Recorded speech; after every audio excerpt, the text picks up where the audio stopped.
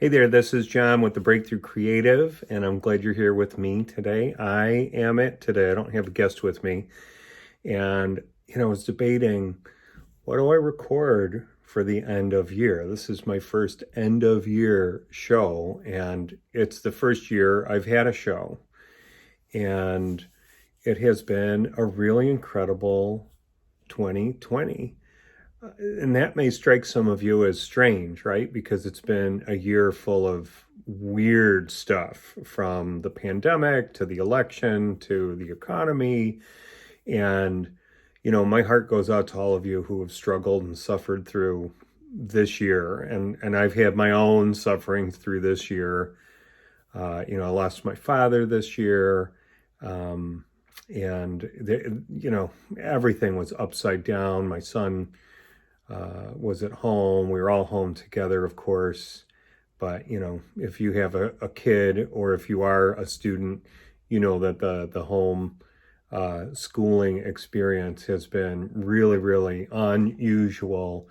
And, there are challenges that come with everything. But I also think with the challenges, there are benefits that come out of challenging situations. Can you think of any in your life? Like, if you look back and you look at challenges that have happened in your life and how you kind of come out the other side better for it, or maybe better isn't the right word. Maybe you're just prepared differently for how to face the challenges in your life or your world. This year was so interesting. Now, leading up to this year, I go and I work out with a good buddy of mine, and he's going to be on the show at some point. He's not an artist, but he is a salesman, and he's a really good salesman. And I want to have him on to hear him share his thoughts on selling and how that could benefit creatives. So we'll have that at some point early in 2021. But Bill and I go lift 3 or 4 mornings a week with our other friend Mick, and we have a really good time, even though it's early, and even though sometimes it's hard work. But it's regular, it's a commitment, and there are really great benefits that come out of that. But one of the best benefits is that over the last 5-6 years or so, Bill has become one of my closest friends. And Bill has an entrepreneurial spirit like I do, and we would sit down after lifting weights and we would kind of dream about a project that either one of us was working on, or maybe something we could do together. And it's a really good exercise in stretching yourself and thinking about possibilities that might arise and open up, and possibilities that you can act on. And one of the things I'd been talking to Bill about was an online business, an online course of some sort. And I'm still working on that. And it looks like at some point here in 2021, I'm going to offer an online membership where I'm going to illustrate a project every month. But it's going to be a different application of illustration skills. So it might be like brainstorming product design one month. It might be the next month designing and rendering a full illustration for the cover of a package. It may be the month after that utilizing Adobe Illustrator to make an instruction sheet. And then also talk about the business aspect of that, how I work with clients on that. But that's not what this episode is about. That's something I'll keep you abreast of, just to share how that goes. But also, some of you may be interested in a membership like that, because it'll be beneficial to anyone who wants to apply their skills, their visual skills, their drawing, rendering skills to the marketplace. I'm excited about that. But Bill had suggested that he was going to start making a video a week, a short video. And so he started to do this in 2020. And I made a commitment to doing the same. And I didn't know exactly what it was going to be. I'd been thinking about what eventually became this show for quite a while. I knew that I needed to have some kind of an online presence, and I wanted it to be something that would be obviously beneficial to the viewer or the listener, because otherwise, why listen to it? And I wanted it to be engaging, and I wanted it to be something that was married to the two ideas of being a creative and making a living from your art. And that's where the Breakthrough Creative came from. And a part of the name came from the sheer fact that there's not a lot of things available online as far as domain names, right? I guess there's a lot of stuff, but not the stuff I wanted or something that made sense. And the Breakthrough Creative, after searching and looking around and coming up with different combinations, that's where the Breakthrough Creative name came from, because I really do think of creatives who run their own businesses or work creatively for a living. You've broken through some kind of wall. You've broken through a wall that really allows you to use your creative abilities and skills that you develop and talents that you already have that you're further developing to benefit clients. And I just love that. That's been my whole career. I love seeing people light up when I've solved a problem creatively through a visual approach, or creatively we work out the problem and it's not all visual. Like I've helped them in ways that have benefited them, from, if it was product, from mold making, if it was a mural, just coming up with the overall theme or idea, or riffing off of somebody else's idea, and we create this concept together. I love that. I really enjoy that so much. And it's something that as creatives, if we can unlock, it's not just a blast. It doesn't just enrich your life, it can enrich your bank account too. It can be something where you can really make a living off of it. So the Breakthrough Creative, it came to be, and I remember I designed a logo, and then I thought, how am I going to record this stuff? How am I going to, and this was pre-Zoom, right? I'm assuming we pretty much know how to work Zoom now, because it's become a part of the public's life since COVID hit. And, I didn't know Zoom was going to come into my life like it did. So I was considering all of these different online resources to record. And I'm a Macintosh guy, so I've got GarageBand, and I downloaded GarageBand, and I had this crazy thing happen when I did that. I downloaded GarageBand, but I had to upgrade to the newest operating system on my Mac to use it. So I upgraded to the newest operating system for the Mac, then I downloaded and installed GarageBand, and I ended up having this terrible thing happen, right? I had an old Wacom tablet screen, not a tablet, it was a Wacom screen. So I would draw right onto my screen. Well, the screen wouldn't work anymore because the bit ratio went up. I can't remember if it went from 64 bits up to 128 bits, but now this screen that I had paid $2,200 for years ago, it paid for itself, but still I would have to replace it. It's like, oh, okay, I can't use that anymore. So I had to pay the consequence of not knowing that to try something new. So there's always a cost to doing something new. And that was one of the costs that came with starting this new thing, the Breakthrough Creative. So I started to line up guests, and I still didn't know what I was going to do, other than Zoom kind of came into peripheral for me as an option to use.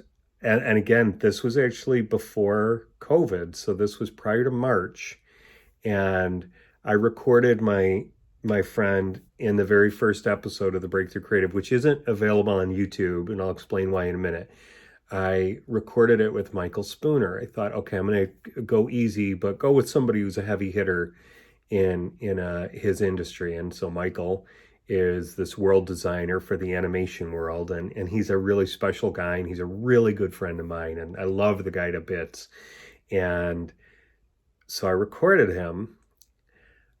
got done recording, and now I've got to edit this thing. And so I've got GarageBand, and I'm figuring out how to edit. You're learning a new language, and it's challenging. And I'm looking at YouTube, I'm looking at all this stuff. Well, a couple of things happened there, and one was I found myself not editing in. I wasn't editing in any video based program yet. I was editing in GarageBand, so I didn't have video. I was never considering doing video. You weren't going to see any of this stuff on YouTube, which, by the way, if you're watching on YouTube now, would you please go ahead and subscribe to the channel? If you've watched any other episodes or you're watching this episode, check them out. I think they'll be beneficial to your art friends. And please share it with your artistic friends and who want to make a living from their art, and encourage them to subscribe as well. And if you're listening on a podcast, would you please go ahead and subscribe to and leave us a review and a rating on iTunes? I'd really appreciate that.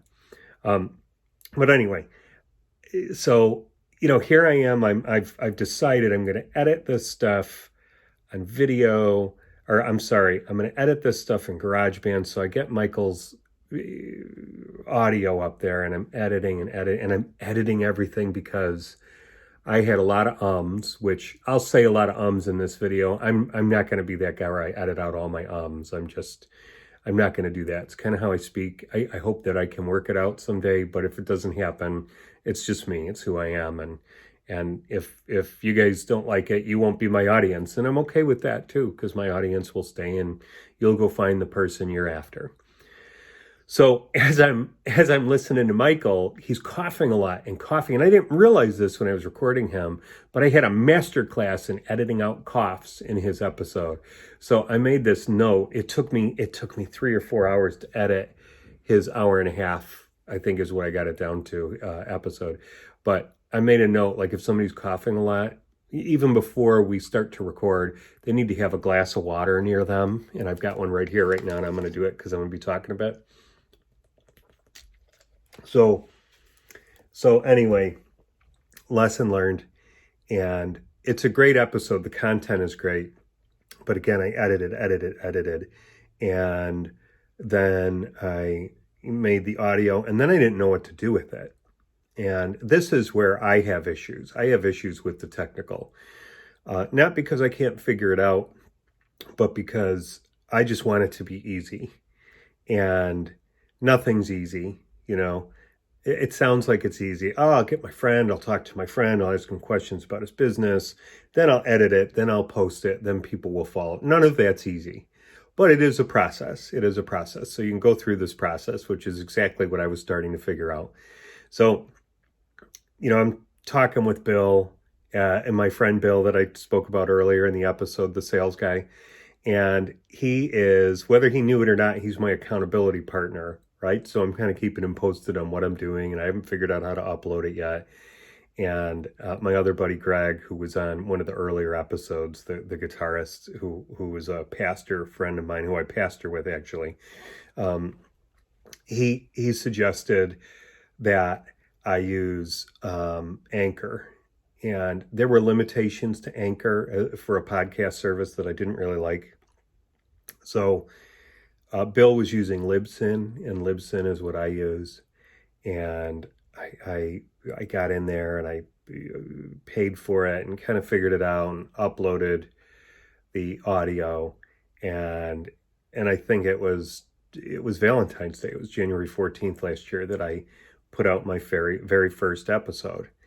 And so now I needed to get another episode on, and I was trying to figure out how to get episodes stacked up, like I could get 6 stacked up so that I would be out, 6 weeks.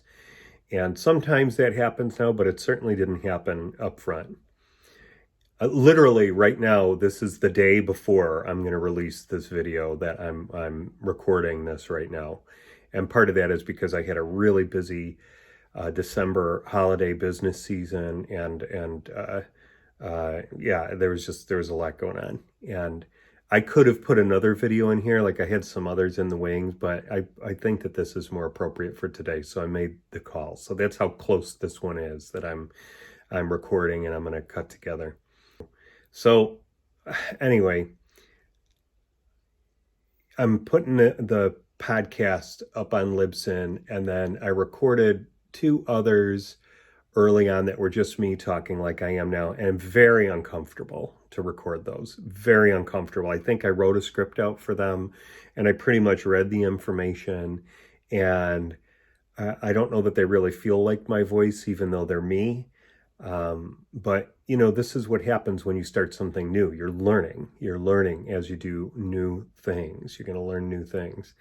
And that was one of the new things I learned is I'm finding my voice as I'm recording myself. And then I had this really cool lady, Kate Sartorius, who is episode number 4, which you won't find on YouTube either because I didn't edit the video. I was still just focusing on podcasts, and had a great conversation with her. And just like I had with Michael for the interview conversation, it became kind of personal. I got personal information about her life and her approach, and it was very endearing to me and encouraging.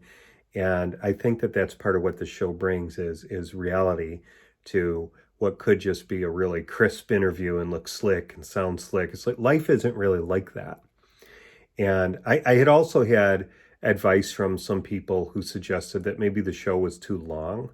But I do a long form show because I want to hear what the artist or the guest business person has to share. I want to hear what who they are, what they're about, because I think that you learn just as much from that as you do from their approaches to their businesses. And so I think I'll always do long form unless, I really, really get pushback from people and they're not interested in it. And they just may not be my audience. So I'm still trying to find my audience, right, as I'm recording these shows. So I had Kate on, and then after Kate, I had Kimwitteon, and Kim and I spoke for I think we spoke for 3 or 4 hours when we actually recorded. And Kim is Witty Artistry. You can find her on YouTube. You can find her on Instagram. You can find her on TikTok. You can find her everywhere, all over social media, Snapchat. She is a social influencer who is a makeup artist, a body painter. And she creates all these awesome makeups and crazy characters. And because she is so influential on social media, I wanted to interview her about that as well, the behind the scenes of that. So I wanted to hear her journey from there to here, like where she's at now, where she started and how she got to where she is. And then I wanted to ask her about what are her hacks for social media? How does she approach it? What does she do? And again, really insightful. And at that point, I was starting to edit in video because it was easier than working in GarageBand for me. So I was editing and chopping up the video, and she had asked me how am I editing these, and I told her. And then she said, hey, can I have the video when you're done? And I said, well, I really don't finish the video. And then she suggested, well, why don't you create the video and you can post it on YouTube, and then you can extract the audio from that in QuickTime, and then do whatever edits you need to do in GarageBand, because I could do simple edits in there, and then post that for the podcast. And then I'd have a podcast, and then I'd have the show on YouTube. So I'd have these two formats going and have twice the opportunity with audience. I was like, wow, that's a great idea. I'm doing the video anyway. So I did that. And so thank you, Kim, for that suggestion. That was awesome. And I suggest you go check her out because she's really cool, really entertaining. She's got some awesome work that she does. And it's Witty Artistry is where you can find her wherever on social media. So, that was a really kind of cool and encouraging thing to learn, that I could do this. So I was using a rough version of Final Cut Pro. And so I bought this Final Cut Pro version, and I'm starting to edit Kim's both of the episodes. And I had an issue where it was like, I didn't know what I was doing and it was taking me longer. And I tend to dip my toe into things. Some things, I guess, kind of slowly. I want to get used to the water and then I'll dive in. And this one I was going a little bit slow, and I was probably being a bit too much of a perfectionist. And so I had a break from March to April, somewhere in there, where I wasn't posting episodes every week. And that was bothering me, but not so much that I would just post anything. I wanted to figure out the video aspect first. So then somewhere in April, I was ready. It took me too long to figure out, but I figured it out. And we were in the midst of COVID at that point. So everything had shut down for a month and a half. Well, it shut down cold, like it was really strange, as you experienced. And I'm up north. I'm outside of Chicago, so I was, we're feeling it. However we felt it here in Chicago, they shut things way down. So I got time on my hands too, as I'm learning Final Cut Pro, and then I'm, editing, adding visuals to it. I don't do anything too fancy, but I had added a bracket that would go over, and it would have the Breakthrough Creative along the top, and along the bottom it would have my name and my guest name. And I could add other things if I wanted. I usually don't add much, but I learned transitions. I learned about it. And then I would extract the audio once that was all done. And then, of course, as I already said, I go into the podcast, edit the podcast, upload that to Libsyn, upload YouTube, the video to YouTube for Sunday evenings. I decided I was going to do for YouTube at 7:00. And then I decided that I was going to keep Monday morning for the podcast. Why did I do that? I don't know. I had the podcast going, and the podcast felt like Monday morning was a good time. People are getting back to work, and it might be something they listen to while they're working or creating. And Sunday evenings felt good for a visual because it's kind of a soft landing place, 7:00 on a Sunday night. I don't know if people are watching anything in particular on a Sunday night, but I thought maybe this is the place for it to land. So that's where it is right now. And ever since, I've done it that way every week. Sunday night is the video. Monday morning is the podcast. People who follow me know where to find it. And there it is. And it's all set. So here are the things, apart from editing and in video and editing in GarageBand, that I learned. I learned how to conduct an interview. I would say that I've gotten better over the year of doing this, where I'm trying to make it much less about me. When I interviewed Robin Liefeld a couple of episodes ago, she had a couple of rhetorical questions, and for whatever reason, I was in a mind space to actually answer her questions. And when I read it back or listened back, I was a little embarrassed because I just wasn't present enough to realize she wasn't actually asking me the question. And so I edited me out. Because it's her story, and I want to hear what she has to give to you and to me. And I just have found it really, really interesting to track with people in their stories, the creative stories and their personal journeys, and then to actually learn when to go down a rabbit trail about something they might bring up that's personal, or something that I think might be beneficial to a creative to hear. And that's been a lot of fun. And then knowing how to edit that stuff to keep it flowing and going. I'm still learning about that, but it's been really enjoyable. And man, I've learned how to market the show.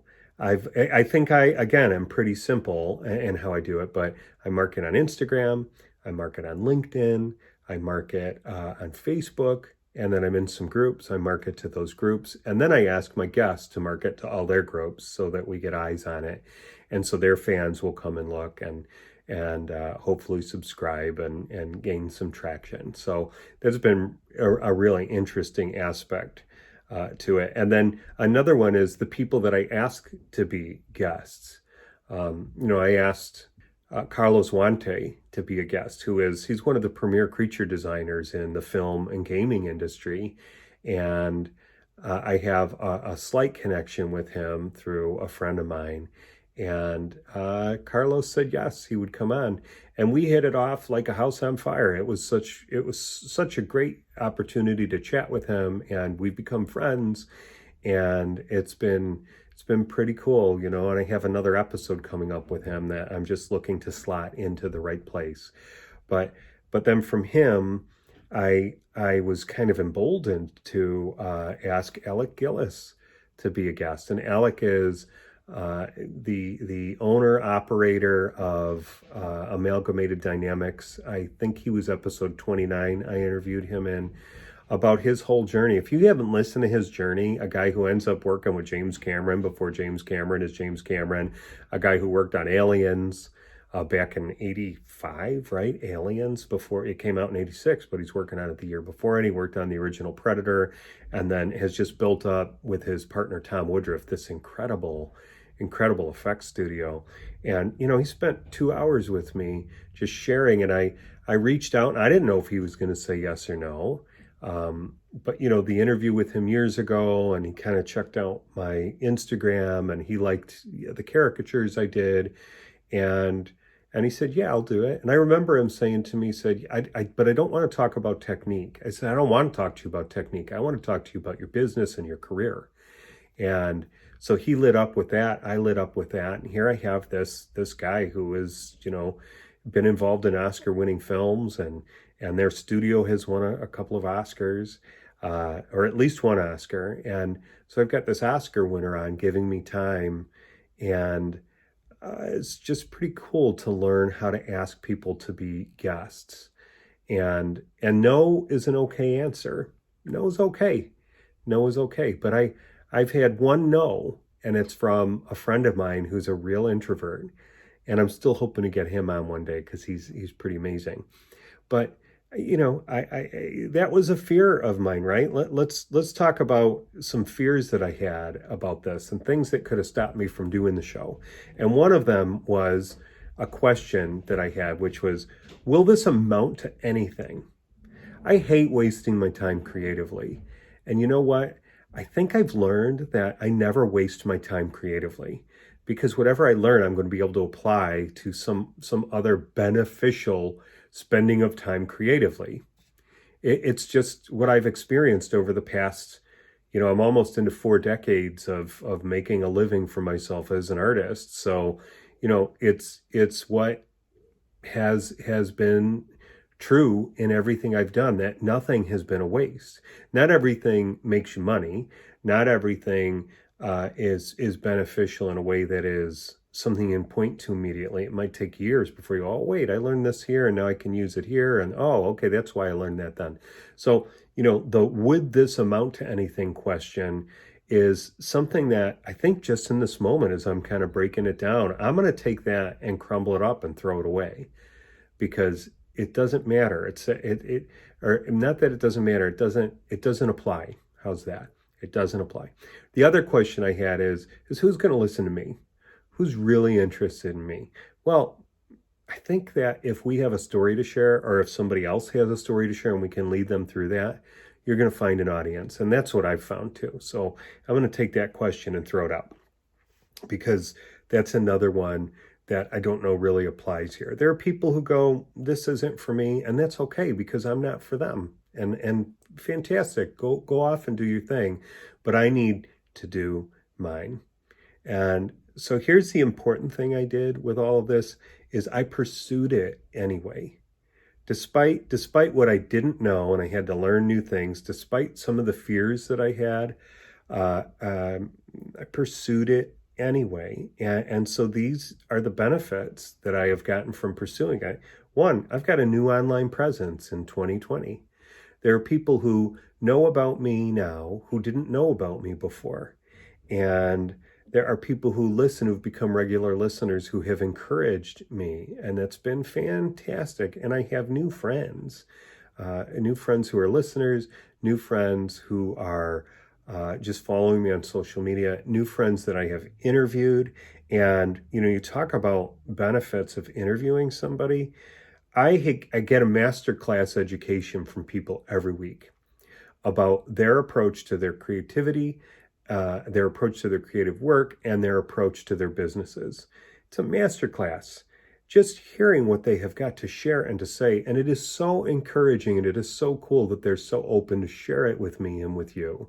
And, you know, that's been one of these major benefits that I will be forever grateful for that has come out of doing this show weekly. And that brings me to my last benefit. I'm sure there are more, but these are the ones that come to mind is I've got this new weekly habit. You know, when I started doing this in February, and before that actually, but the first one aired in February. When I started doing this, I thought, oh, how am I going to do this? How am I going to fill an episode every week? How am I going to manage to do all of these things? And it's kind of like, you know, I was talking about lifting weights earlier. You start lifting weights and you're sore after the first day and you're not lifting a lot of weight. And not that even lifting a lot of weight really matters, depending what you're going for. If you want to be healthy, like you want to have some resistance, but you can build muscle and health with not heavy weights. And so you've got to be under a little bit of pressure to grow. And so I found that to be the very same with the show that started as a podcast that turned into a YouTube show, and now it's existing on both platforms. And I have to market it every week, and I've got to edit it every week, and I've got to think about it and how I'm going to do this and that and the other thing with them. But I've got this weekly habit that has built in me a strength in an area that I didn't know existed. And it's just been really, really, really good. So, you know, looking back on 2020, I'm so grateful for all of this. I'm grateful for my buddy Bill, that he and I would talk and dream about some things. I'm grateful that he went ahead and started recording his shorts, and then in turn I felt like, okay, well, I said I'm going to do this, so I need to do this, and I really wanted to, but it's so much easier to sit and dream about things than it is to actually pursue them. And you know, if you're sitting around, and I've been guilty of this, going, oh, this is going to be easy, all I got to do is this, that, and this, and this, and this. Nothing's easy. There are some days that are easier than others, but nothing is easy. There are some days that are more efficient than others, but nothing is easy. Some things may be simple, but rarely do they go according to plan. So, you know, I think what we got to get out of our head is, and maybe I'm just talking to myself right now, but when something is simple and I think I can go after it and it's efficient and it's going to be easy or whatever, I don't know why I'm telling myself that. If I'm telling myself that because it's not going to be as hard as I think it is, and so therefore it'll take less energy, and I'm all about efficiencies, okay? I like efficiencies. I'm not here to make my life any harder than it is. I don't think any of us should be, but I like things to go smooth, and you know, I like to have a life, and I like to, and when you start doing things like this, it starts to interrupt your life, and that's not necessarily a bad thing, because you're going to grow again in ways that are amazing, and it adds life to your life. And that's what I've really found with this whole habit of this podcast and show that is going on every week. And it's added interest to my life. It's added friends to my life. It has added new skills to my talent stack. I'll get into what a talent stack is later on, but you can look up Scott Adams if you're interested in learning about talent stacks. And it's so incredible. And I've been able to learn more about old friends who I've interviewed. And I've been able to learn more about new friends that I've interviewed. And I've added new friends to my life. And my life is so much richer. And I'm just excited for what that means for 2021. So I don't know what your 2020 was like. We've all seen the meme with the dumpster on fire floating down the river. And I'll tell you, when my dad passed away, that's what 2020 felt like to me. And when I had other challenges going on, that's what 2020 felt like to me. But I got to tell you, there have been things about 2020 that have been fantastic. And I think if we look back on every year, despite this year being particularly crazy, I think every year is like that. There are going to be ups and downs and seasons within every year, sometimes within every day. So anyway, I'm going to wrap it up. I hope this was beneficial to you, just kind of taking a look at how I approached this whole project. And I want to encourage you for 2021. What new things are you going to do? What challenges are you going to go after? And this is not an episode. I'm not asking you to make a commitment. I'm not asking you to make, a New Year's resolution, but I'm asking you to consider what's the next thing to do that is going to grow your creativity and your business desires closer together to being a reality. Or if you already have a creative business, what are you going to do in 2021 that is going to help you get to that next plateau? Because this is something that we should be doing every year, is growing and growing. Because if we're not growing, we're staying stable in one spot. It's okay for a little bit, but I think we can lose our edge. And I think that can be a dangerous place to be creatively and professionally. All right. All right. I'm going to stop talking now. So for the Breakthrough Creative, I wish you and yours a happy new year. Here's to a much better 2021. Okay. A much better year ahead of us all. And wherever you're at, whatever you're doing, I hope that you are working on creating something that is going to earn you a living from whatever your craft is, whatever your art is. If you're a musician, if you're an actor, if you're a dancer, if you're a visual artist, if you're a writer, if you're a speaker, whatever it is that you do, I hope that you just have an incredible 2021 ahead, and that you are making steps toward what that is going to look like. Okay? All right. For the Breakthrough Creative, I am John McDavitt, and I will see you next time.